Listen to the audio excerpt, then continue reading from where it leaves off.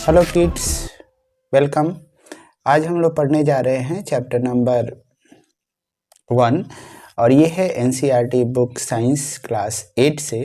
तो क्लास 8 का सबसे पहला चैप्टर हम लोग स्टार्ट करेंगे। The first chapter is crop production and management. Right, crop production and management chapter शुरू करने से पहले अगर आप मेरे चैनल पर नए हैं और आप चाहते हैं कि आपको रेगुलर साइंस से रिलेटेड टॉपिक्स मिलते रहे या क्लास वाइज आपको ये लेसन मिलते रहे, तो don't forget to subscribe my channel my dear students. तो चलिए बिना टाइम वेस्ट किए हुए शुरू करते हैं। Crop production and management means फसलों का यानी उत्पादन कैसे होता है, फिर उसको मैनेज कैसे किया जाता है। मैनेज इन द सेंस कि कैसे उसका हम लोग स्टोरेज करेंगे, कैसे हार्वेस्टिंग होती है, कैसे इरिगेशन होता है। This all we are going to learn in this video. So let's start. सबसे पहले स्लाइड पे मैं ले चलता हूँ आप लोगों को crops. Right my dear students, what is crop? फसल क्या होता है? आपने देखा होगा अपने घर के आसपास बहुत सारे फसलों को। राइट, तो what is crops? As you can see here, you can see, मैं आपको दिखा देता हूँ। Yes, what is crops my dear student? When plants of the same kind are cultivated at one place on a large scale, एक ही प्रकार के पौधों को अगर हम बृहत स्तर पे, बहुत ज़्यादा स्तर पे अगर उसका हम कहीं पे उत्पादन करते हैं तो that is called, what is that is called? Crop, यानी कि फसल। You all can see here, when plants of the same kind are cultivated at one place on a large scale is called crops. That is called crops my dear student, यानी फसल। ये कौन सा फसल है? कोई बता सकता है क्या मुझे, ये कौन सा फसल हो सकता है? राइट, ये है wheat. Right, this is wheat. Wheat means गेहूं। राइट माय डियर स्टूडेंट, तो क्रॉप्स क्या होगा कि अगर हम किसी खास जगह पे यानी एक ही जगह पे बहुत ज़्यादा वृहत स्तर पे ऑन अ लार्ज स्केल किसी एक फसल, मतलब किसी भी एक, जैसे गेहूं की खेती कर रहे हैं, धान की खेती कर रहे हैं, तो वो फसल कहलाएगा। ज़्यादा स्तर पे अगर हम उसको कल्टीवेट करें फॉर आवर यूज या फिर कमर्शियल यूज के लिए, उसको हम क्या करते हैं? कल्टीवेट करते हैं, उगाते हैं या उसकी फार्मिंग करते हैं तब। तो that is crops my dear students. Next we are going to learn, सबसे पहले शुरू करते हैं, उसके बाद हम लोग ओके अगले पे आ जाते हैं। Types of crops. Types of crops यानी फसल तो चलो हम लोग समझ गए कि भाई साहब बहुत लार्ज स्केल पे एक ही टाइप के अगर हम लोग प्लांटेशन करते हैं, प्लांट उगाते हैं, ग्रो करते हैं, तो दैट इज कॉल्ड क्रॉप्स। अब there are two types of crops my dear students, kharif crops and rabi crops. Kharif और रबी, जी हाँ, ये दोनों सीजनली ग्रो किए जाते हैं। सीजन के अकॉर्डिंग हम इसको ग्रो करते हैं। राइट, खरीफ कब होता है, रबी कब होता है, ये सब मैंने यहाँ पे डिटेल आप लोगों को दिया है। यू कैन सी रबी, सबसे पहले हम लोग खरीफ क्रॉप से स्टार्ट करते हैं, that is kharif crops. Okay, तो खरीफ क्रॉप से हम लोग शुरू करते हैं। What is that called? Kharif crops. Let me erase this so that we all can learn. Okay, तो that is called kharif crops. Kharif crop क्या होता है my dear student? What is kharif crops? जैसे पैडी यानी धान, मेज मकई हो गया, बाजरा हो गया, ज्वार हो गया, ये सब खरीफ क्रॉप्स कहलाते हैं। और यहाँ पे you can find the definition here. Right, the crops which are sown in the rainy season, mainly बारिश के मौसम में इनको उगाया जाता है, they are called kharif. Right, in India generally June to September, बारिश का मौसम कब आता है? जून से लेकर सितंबर, जब मानसून शुरू हो चुका होता है। जी हाँ, और इसी सीजन में हम लोग खरीफ की खेती करते हैं, क्योंकि ये जो पौधे होते हैं ना, इनको इरिगेशन के लिए ज़्यादा मात्रा में पानी की ज़रूरत होती है। तो they are grown from June to September, और जो फसल जून से लेकर सितंबर तक ग्रो की जाती है that is called kharif crops. Examples मैंने आप लोगों को यहाँ पे बताई है, 2-3 एग्जाम्पल्स, मेज है, पैडी है, राइट, ज्वार है, these are some examples. Next rabi crops. Rabi crops से पहले मैं एक छोटा सा ट्रिक दे दूं आप लोगों को, कैसे आप याद रखें खरीफ क्रॉप्स। देखिए, जब धान की खेती होती है ना, तो जो सीजन धान वाला होता है ना, उसके साथ जितनी खेती की जा रही है, जो जो फसल उगाए जाते हैं ना, वो सब खरीफ क्रॉप्स में आते हैं। right my dear students. Now come to rabi crops. Okay, rabi means होता है गेहूं भी, wheat, right? तो रबी क्रॉप्स यानी कि जिस टाइम हम लोगों ने जिस टाइम अगर हम लोग क्या करते हैं, क्या उगा रहे हैं भाई साहब, अगर वीट है या फिर बार्ली है, पी, मटर, ग्राम, चना वगैरह, ये सब रबी क्रॉप्स है and these crops are grown in winter season. जैसे विंटर, अगर आप ये वीडियो विंटर में देख रहे हो तो आपको पता होगा गेहूं वगैरह की अभी खेती की गई होगी अक्टूबर से मार्च तक, राइट? जैसे नवमी के टाइम, दशहरे के टाइम इसकी खेती की जाती है और मार्च वगैरह आते आते जैसे होली के आसपास इसकी हार्वेस्टिंग, इसकी कटाई हो जाती है. तो these are called rabi crops. You can see the crops grown in the winter season, right? Winter season are called rabi crops. Example of rabi crops are wheat, gram, pea, mustard and linseed. These are some example of rabi crops. तो अभी हमने क्या सीखा? What are the two types of crops? So there are two types of crops, rabi crops and kharif crops. Kharif crops are generally grown in when they are grown in rainy season like June to September. Okay, like paddy, maize, bajra, jowar. And rabi crops कब grown किया जाता है? They are mainly grown in winter season like October to March तक. और इसमें wheat हो गया, barley, peas, gram, these are some example of rabi crops. तो कितने टाइप के मैंने क्रॉप बता दिया आप लोगों को? There are two type of crop dear students, kharif crops and rabi crops. Let me erase this all. Okay, next types of crops हो गया.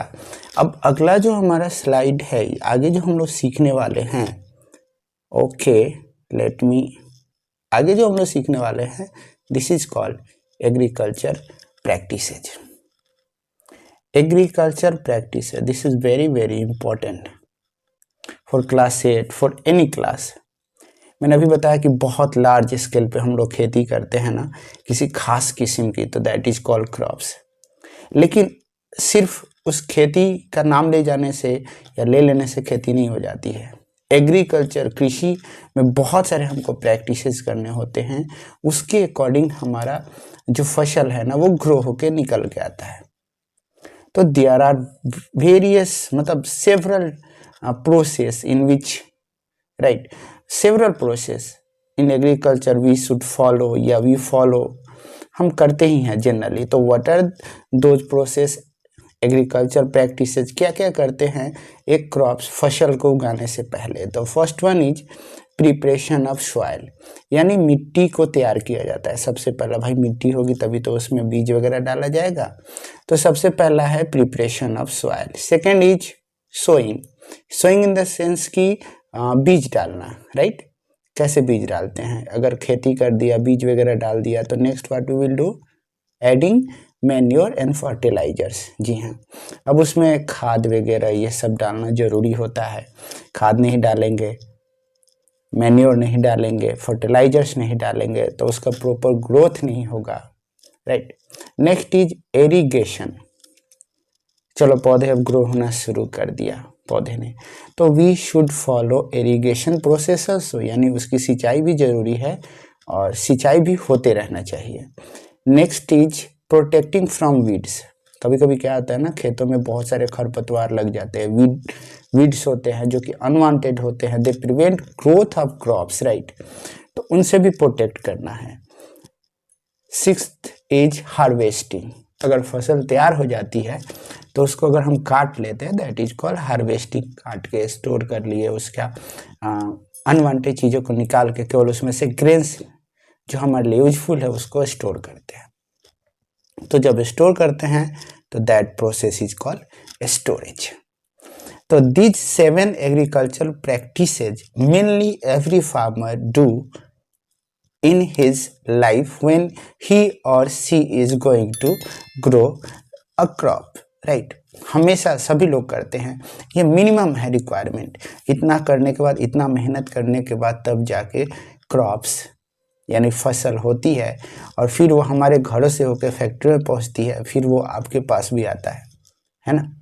तो लेट्स लर्न एग्रीकल्चर प्रैक्टिसेज और सबसे पहला हम लोगों को एज यूजुअल मैंने लिखा भी था प्रिपरेशन ऑफ सॉइल, तो सबसे पहले हम लोग आ जाते हैं प्रिपरेशन ऑफ सॉइल पे, right my dear student. Okay, preparation of soil, अगर आपके पास मिट्टी है तो ग्रो करने लायक उसमें सीड डालने से पहले उसको तैयार करना जरूरी होता है, राइट। जब तक आप उसे तैयार नहीं करोगे तो काम आपका होने वाला नहीं है। कैसे तैयार करेंगे, so let's learn preparation of soil. देखो 2-3 मेथड है, पहले शुरू के ज़माने से ट्रेडिशनल मेथड आते चल रहा है, राइट। तो कैसे उसको तैयार किया जाता है, तो what is preparation of soil, the process of loosening and turning of the soil is called tiling और flowing।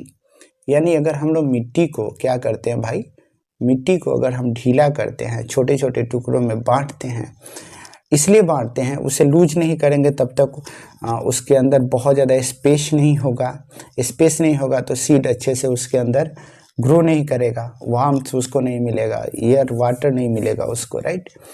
तो जोतना उसे हम लोग कहते हैं, फ्लोइंग मीन्स क्या होता है, जोतना, राइट। तो पहले ट्रेडिशनल ज़माने में हम आज भी कहीं कहीं गांव में दिख जाता है, ये इसको हिंदी में हम लोग बोलते हैं हल, राइट। इसमें एक बीम है और बीम इन द सेंस कि ये यहाँ पे ये बीम है, ये जो बैल होते हैं ना, 2 जोड़ी बैल, उनके कंधे पे रख दिया जाता है। उसके बाद you can see all I have written here, okay. आप देख सकते हो बीम हो गया, प्लो सील हो गया, ये वाला पोर्शन जो होता है ना, ये मिट्टी के अंदर जाता है और जो बैल होते हैं उसको खींचते हैं और धीरे धीरे मिट्टी को वो लोग काटते चीरते हुए आगे निकल जाता है, ओके। और मिट्टी को धीरे धीरे लूचेन कर देता है, तोड़ देता है छोटे छोटे टुकड़ों में, ताकि मिट्टी पूरी तरह से तैयार हो जाए, है ना। इस तरह के आपने और भी देखे होंगे, ग्रिप है, हैंडल, बीम, ये वाला पोर्शन जिसे हम लोग होप बोलते हैं, राइट। ये भी बहुत बेहतरीन काम में आता है। अगर मिट्टी जो सॉइल है ना काफ़ी हार्ड हो गई हो, है ना, तो इसकी सहायता से भी लोग क्या करते हैं, मिट्टी को लूज करते हैं। मिट्टी जब तक लूज नहीं होगी काम नहीं होगा। आजकल तो नाउ-अ-डेज वी आर यूजिंग कल्टीवेटर, बहुत सारे जुताई के साधन आ गए हैं, जैसे कि ये भाई साहब तो सब जगह आप लोगों को दिखते होंगे, tractor, right. Tractor we can found everywhere my dear student, सभी जगह ट्रैक्टर ही मेनली खेती को क्या करता है, खेतों को जोतने में काम में आता है, राइट। तो nowadays ploughing is done by tractor driven cultivator, right. The use of cultivator saves labour and time. अब यहाँ पे एक अकेला व्यक्ति जो है, यहाँ पे ये अकेला व्यक्ति अगर हमें 1 एकड़ खेत की जुताई से करनी हो तो इट विल टेक या ही विल टेक मतलब होल डे और मे बी 2 और 3 डेज। लेकिन अगर हमारे पास ट्रैक्टर है तो ट्रैक्टर की हेल्प से हम बहुत जल्दी उस खेत को जोत सकते हैं। तो ट्रैक्टर ऑल्सो सेव्स लेबर और टाइम का भी काफ़ी, भाई टाइम का तो कीमत है ही, तो वो भी सेव होता है और जो लेबर कॉस्ट होता है ना वो भी सेव हो जाता है। तो first practice is preparation of soil. सबसे पहला प्रैक्टिस है कि हमें मिट्टी को कैसे तैयार करें हम लोग, right my dear students. Next slide पे आ जाते हैं हम लोग, सोइंग, राइट। अब हमारी मिट्टी तैयार हो गई भाई साहब। तो जब मिट्टी तैयार हो जाएगी तो मिट्टी जब तैयार हो जाएगी तो हमें क्या करना होगा, उसमें बीज डालना होगा, राइट। सोइंग मीन्स बीज डालना। तो मिट्टी तैयार होने के बाद बीज डालने से पहले सबसे पहला काम होता है परफेक्ट सीड का चुनाव करना, सिलेक्ट करना कि what type of seed we are going to show, right. कि कौन से हम लोग सीड लें ताकि उसको अगर हम उसमें खेत में डालने जा रहे हैं तो उन्नत किस्म के फसल हमारे पास आएगी, राइट। तो शोइंग क्या होता है पहले समझ लें हम लोग। Showing is an important part of crop production. Before showing good quality clean and healthy seed of a good variety are selected, right. Farmer prefers to use seed which give high yield। मैंने अभी बताया कि before ये seed डालने से पहले सबसे पहले जो किसान होता है ना वो बेहतरीन किस्म के पहले बीज ढूंढता है, ताकि उस बीज को अगर वो खेतों में डालें तो उससे मतलब हाई यील्ड यानी कि ज़्यादा उत्पादन हो उससे, है ना। आजकल जैसे आप लोगों ने सुना होगा हाइब्रिड है ये, मतलब कि ये उन्नत किस्म का सीड है, राइट। तो पहले उसकी पिकिंग होती है, उसका चुनाव होता है, तब उसको डाला जाता है। अब इसके अलग अलग मेथड है। There are 2 method. पहला है ट्रेडिशनल टूल्स की हेल्प से, जैसे मैंने अभी कुछ देर पहले बताया, हल, राइट। तो ट्रेडिशनली मतलब बहुत पहले से इसका हम लोग यूज करते आ रहे हैं। ओके, फ्यूनल ये आप लोग देख रहे हैं। ओके, अब इसमें क्या होता है कि ये जो फ्यूनल है ये धीरे धीरे मिट्टी को खोदते हुए आगे जाता है, और कोई व्यक्ति पीछे होता है और उसमें हाथ के हेल्प से भी सीड को डालेगा, या फिर ऊपर एक कूपी डाल देता है, एक पाइप होती है, और उसके सहारे धीरे धीरे सीड नीचे गिरते जाता है, और फिर मिट्टी ऊपर से ऐसे लेयर बनते जाती है। आजकल ये सीड ड्रिल, इसका यूज बहुत ज़्यादा होता है। ट्रैक्टर की हेल्प से लोग खेतों में इसको डाल देते हैं, है ना। This is called seed drill, है ना। Seed drill also save our time. अभी पहले मैंने बताया, लेबर कॉस्ट भी बचाता है ना। और सबसे बड़ी बात कि ये पूरी तरह से, जैसे कभी कभी हम लोग अगर हल वगैरह से इससे सीड डालते हैं ना, तो मिट्टी अच्छे से ऊपर से कवर नहीं हो पाती है, तो बहुत सारे सीड ऊपर ही रह जाते हैं, थोड़ा बहुत दिखते हैं। तो जो बर्ड्स होती है वो आके उसे चुन के खा जाती है, और वो बहुत नुकसान हो जाता है सीड का। फिर फसल का जो रेशियो होता है ग्रो करने का, वो काफ़ी कम हो जाता है, हाई यील्ड हमको मिलता नहीं है। सो ट्रेडिशनल टूल्स लाइक ये हल वगैरह यूज कर लिया। Seed drill is mainly advance technology which is generally we driven this by with the help of tractor, right. और उससे इसका काम होते रहता है। ओके, तो सोइंग भी हम लोगों ने समझ गया।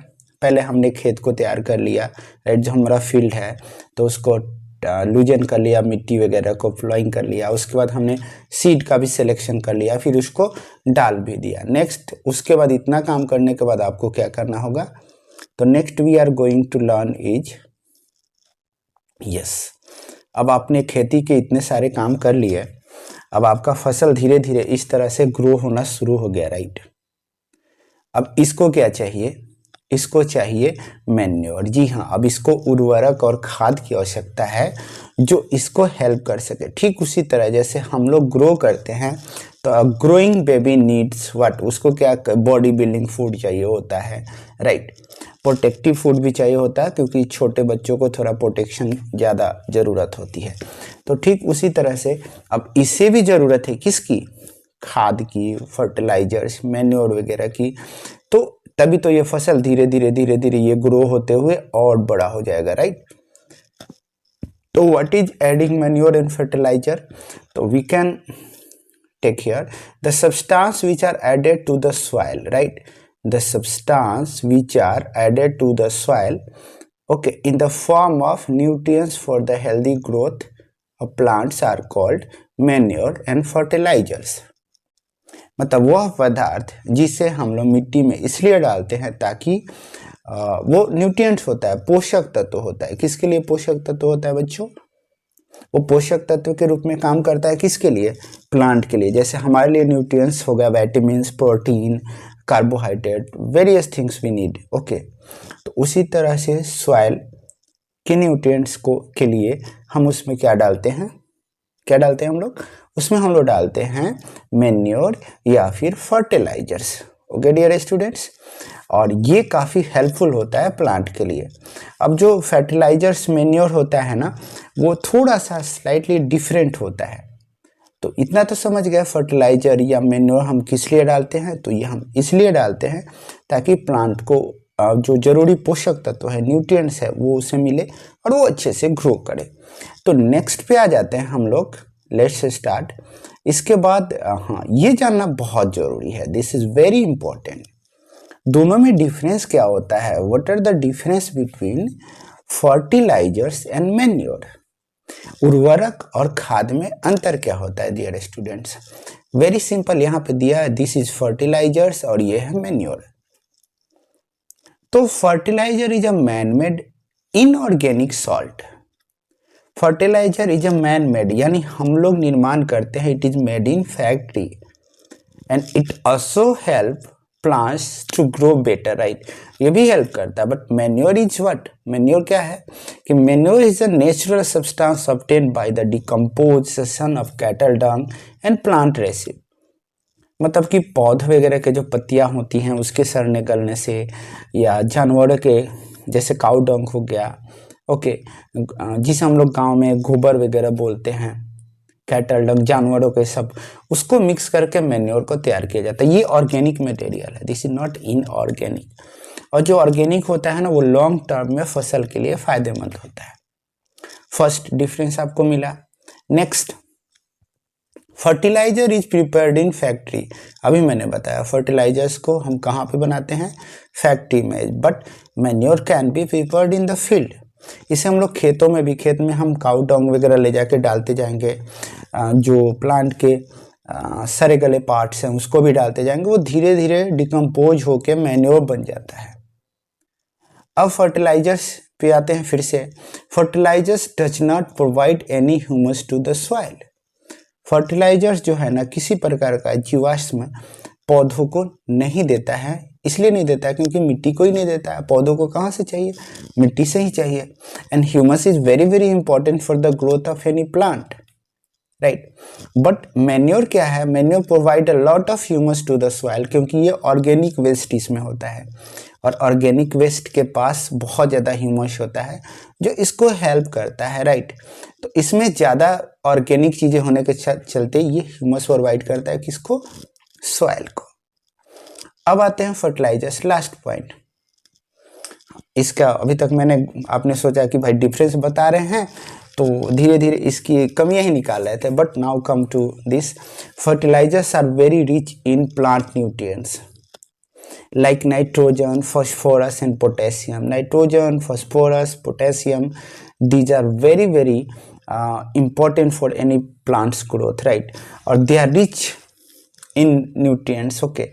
तो फर्टिलाइजर से हमें मिल जाता है. आपने देखा होगा यूरिया वगैरह खेतों में लोग डालते हैं, वो उसमें नाइट्रोजन की मात्रा बहुत ज़्यादा होती है, राइट. तो इस तरह से ये हेल्प करता है. But manure is relatively less rich in plant nutrients, right. क्योंकि क्या होता है कि उससे थोड़ा सा कम होता है. इसको भाई साहब हम अपनी ज़रूरत के अनुसार बना लेते हैं. बट इसका डिसएडवांटेज भी होता है कभी फर्टिलाइजर का. वो यहाँ पे समझ में आ जाएगा जब हम पढ़ेंगे एडवांटेज ऑफ मैन्योर, राइट. जब हम पढ़ेंगे एडवांटेज ऑफ मैन्योर.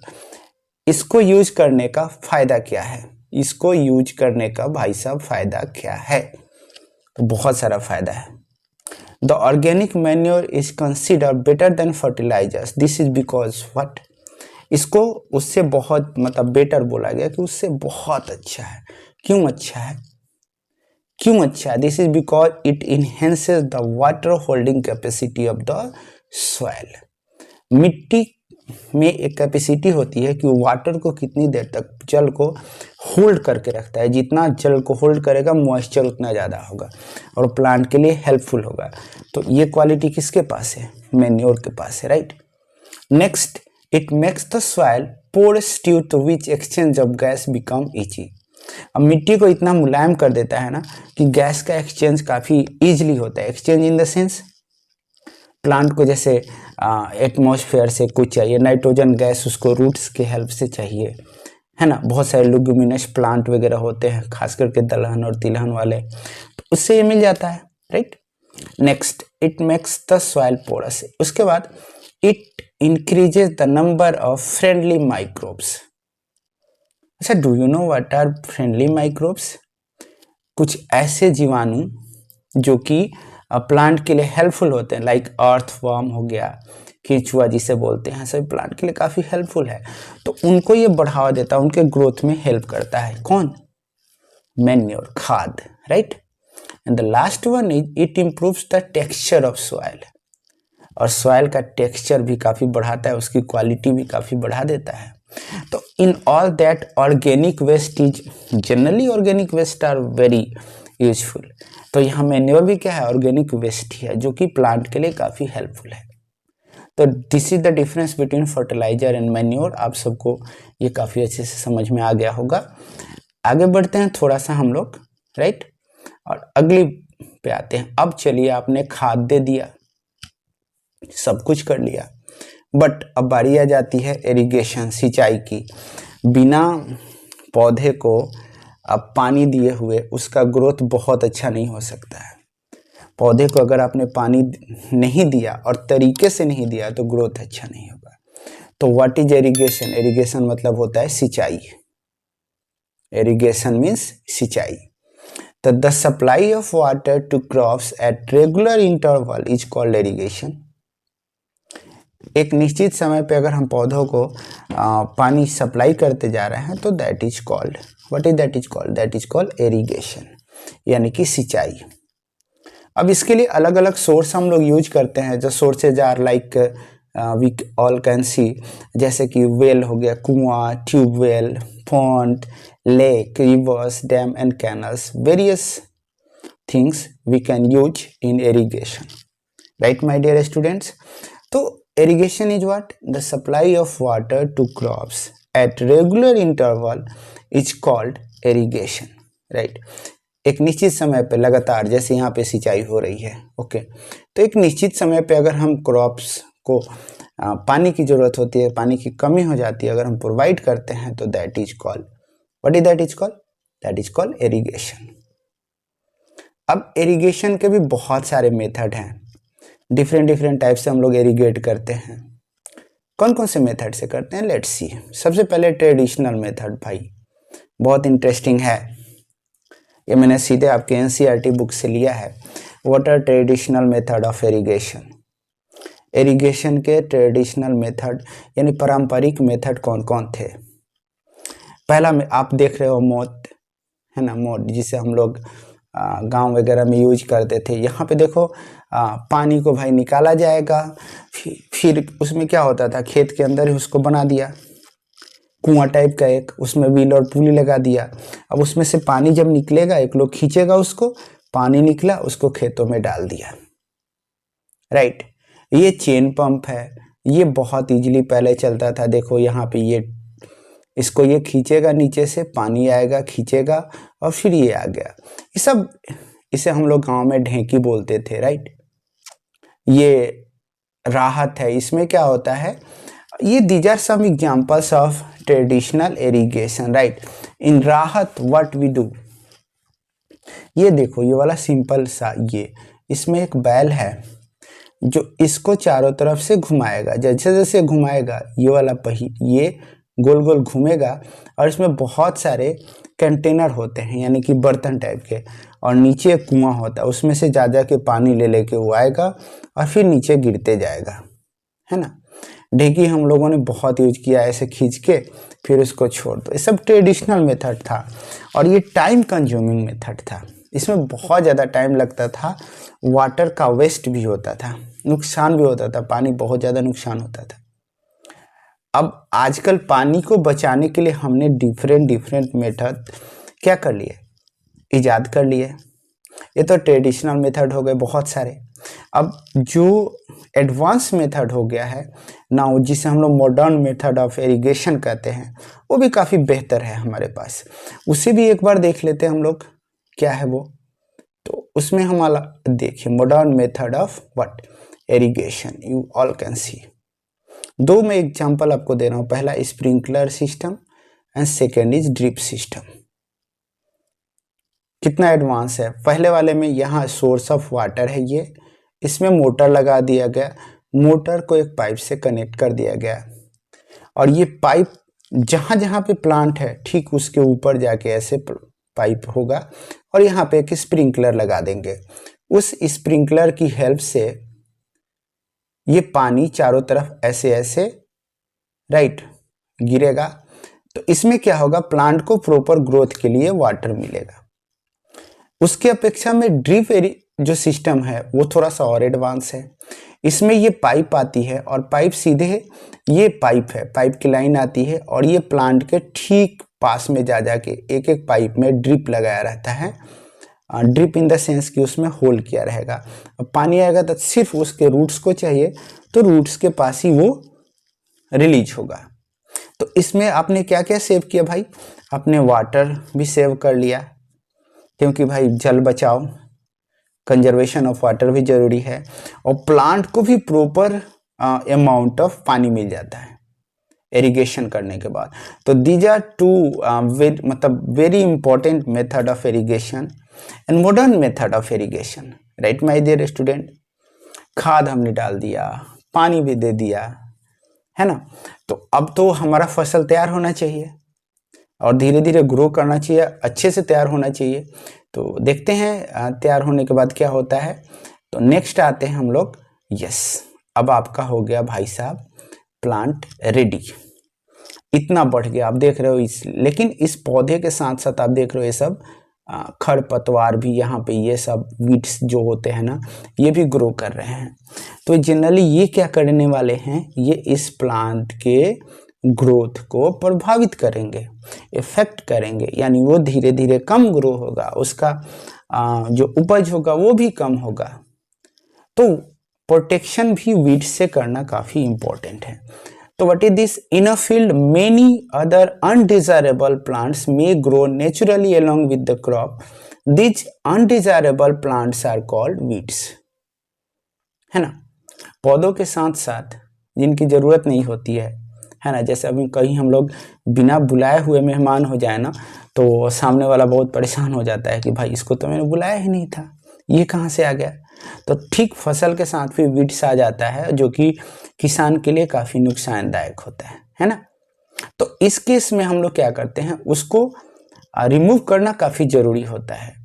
तो इसके लिए यूज किया जाता है वीडीसाइड, जी हाँ, खरपतवार नाशक। पेस्टिसाइड भी यूज होता है अगर पेस्ट वगैरह लग गया तो, राइट। तो weeds are also control by using certain chemicals called weedicide, like 2,4-D हो गया, और ये ऐसे स्प्रे किया जाता है पौधों के ऊपर, ताकि इसमें जो हमारा मेन क्रॉप होता है ना, उसको कुछ नुकसान नहीं होता है। जो उसके साथ वीड्स होते हैं ना, वो धीरे धीरे खत्म हो जाते हैं और हमारे पौधे प्रॉपर्ली ग्रो करते हैं। तो protection from weeds is very very important, ये भी एक एग्रीकल्चर प्रैक्टिसेज ही है। नेक्स्ट आ जाते हैं हम लोग, राइट। अब हमने प्रोटेक्ट कर लिया भाई अपने पौधे को, ओके, हमारा क्रॉप्स प्रोटेक्ट हो चुका है। तो अब हम ये क्या देगा, ओके, जी हाँ, अब अगर हमारा हो चुका है ये वाला काम, तो अगर फसल रेडी हो चुका है तो हम करेंगे उसकी harvesting. Harvesting in the sense कटाई, है ना, काट के फिर उसकी थ्रेशिंग की जाती है, फिर उसको का विनोइंग होता है, और फिर वो हमारे पास एक अनाज के रूप में आता है। तो what is harvesting my dear student. तो harvesting of a crop is an important task. The cutting of crop after it is mature is called harvesting. Very important task है। जब पौधा पूरी तरह से मेच्योर हो जाता है क्रॉप्स, और जब हम उसको काट लेते हैं और काट के अपने पास लेके चले आते हैं, तो दैट इज कॉल्ड हार्वेस्टिंग, है ना। अब हार्वेस्टिंग के प्रोसेस के साथ और भी चीजें आती हैं, जैसे ये हार्वेस्टर है। तो हार्वेस्टर क्या करता है, हार्वेस्ट भी करता है, थ्रेसिंग भी कर देता है, यानी कि पौधे से ग्रेन्स अनाज को अलग निकाल देता है। गाँव वगैरह में आपने देखा होगा, ये छोटा सा, जब उस पौधे के अंदर छोटे छोटे हस्क भूसा वगैरह रह जाते हैं, कुछ और चीज़ है, हल्की चीज़ है, तो ये विनोइंग के थ्रू हवा के माध्यम से उसको लोग सेपरेट कर देते हैं। तो farmers with a small holding of land do the separation of grains and chaff by winnowing. ये छोटे स्तर पे इसको किया जाता है, लेकिन अगर आपके पास 10 एकड़ 100 एकड़ की ज़मीन है, तो आप इससे विनोइंग आप करते रह जाएंगे। तो उस केस में लोग क्या करते हैं, सिंपली ये हार्वेस्टर यूज करते हैं। हार्वेस्टर में थोड़ा सा लॉस होता है आपके क्रॉप्स का, लेकिन बड़े स्तर पे अगर आप कर रहे हैं तो ज़्यादा कोई परेशान होने वाली बात नहीं है। तो harvesting is what, the cutting of crop after it is mature. जब मेच्योर हो जाए, क्रॉप्स रेडी हो जाए और उसको कट कर लेते हैं, that is called harvesting. Winnowing means हवा या किसी और चीज़ के माध्यम से उसके अंदर जो हस्क वगैरह होते हैं, अनवांटेड थिंग्स होती है, चाफ वगैरह जिसे हम लोग कहते हैं, अनाज के साथ, ग्रेन के साथ, उसको रिमूव करना। तो हमने पानी भी दे दिया, हमने खाद भी दे दिया, वीडीसाइड भी दे दिया तैयार होने के बाद, और जब फसल रेडी हो गई तो हमने उसको हार्वेस्ट भी कर लिया। लेकिन कहानी यहीं पे ख़त्म नहीं होती है। अगर हमारे पास फसल रेडी होके आ गया तो भाई साहब उसकी प्रॉपर स्टोरेज भी होनी चाहिए ना। स्टोर करके रखेंगे तभी तो फ़ायदा है। अगर हम खुले में छोड़ दें, बारिश आ गई, तूफान आ गया, तो पूरा फसल खराब हो जाएगा। तो कैसे स्टोर करते हैं हम लोग, तो let's see how we can store it. Okay, let's okay yes, storage. तो generally farmers store grains in jute bag और मेटालिक बीन्स। ये आप देख सकते हो, ये जूट बैग है, इसके अंदर वो अपने फसल को जो ग्रेन होता है उसको डाल देते हैं। ओके, या इस तरह के मेटालिक बीन बना के डाल देते हैं, राइट, इस तरह के मेटालिक बीन बना के डाल देते हैं, ये जूट के बैग में डाल देते हैं लार्ज स्केल पे स्टोरेज करने के लिए। अब अगर एक दो जूट का बैग हमें रखना है, एक छोटा सा कंटेनर में रखना है, तो इतना ज़्यादा हम परेशान नहीं होते हैं, right. But storage is very important. ऊपर ये सब सीलिंग भी बहुत अच्छे से की जाती है ताकि, और ये आप देख रहे हो छोटे छोटे होल है ताकि एयर, हल्का हल्का एयर भी आए और इससे सनलाइट भी आए, ताकि इसके अंदर ज़्यादा मॉइस्चर ना हो और ये पूरी तरह से क्या रहे, क्लीन रहे पूरी तरह से। मतलब कि अगर सनलाइट भी आते रहेगा तो खराब होने के चांसेस कम हो जाते हैं, राइट। तो इसलिए इसको किया जाता है। और मेनली ये बचेगा किससे, मान लो कि बारिश हो गई, उससे बचाव हो गया इसका। चूहे वगैरह बहुत ज़्यादा खराब कर देते हैं, पेस्ट लग जाते हैं, कीटनाशक वगैरह, उनसे बचाने के लिए फार्मर स्टोर देयर क्रॉप्स। छोटे स्तर के फार्मर हैं तो घर में स्टोर कर लेते हैं, छोटे छोटे बैग बोरा वगैरह में रख के और घर के अंदर रख लेते हैं। जो लार्ज स्केल पे खेती करते हैं वो अपने लिए गोडाउन बनाते हैं, ग्रेनरीज बनाते हैं और उसके अंदर अपने फसल को रखते हैं, क्रॉप्स को, या फिर इस तरह का बीन भी बनाते हैं, राइट, और इसके अंदर भी डाल के रखते हैं स्टोरेज करके।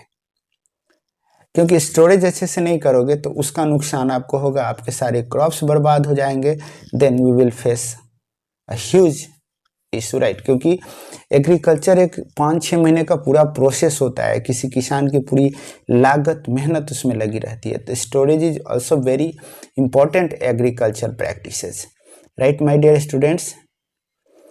अब थोड़ा सा आगे बढ़ते हैं, लास्ट पे आते हैं और this is the last slide.